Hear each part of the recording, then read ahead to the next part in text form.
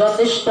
একটা ছোট্ট আমল, শুক্রবার আসতেছে নে, শুক্রবারের প্রতি শুক্রবারে আসরের নামাজের পরে যে ব্যক্তি আসর নামাজ পড়ে নিজ স্থানে বসে আল্লাহুম্মা সাল্লি আলা মুহাম্মাদিন নাবিয়্যিল উম্মি ওয়া আলা আলিহি ওয়া সাল্লিম তাসলিমা, এই দুরূদটা ৮০ বার পড়বে।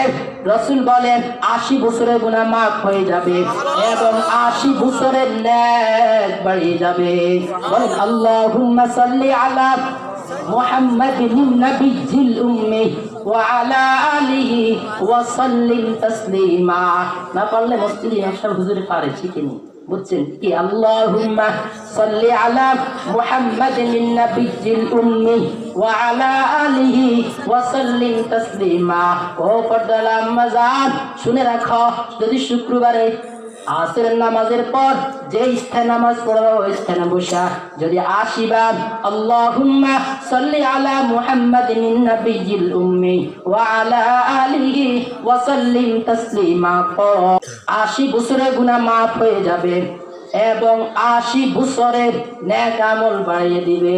ওই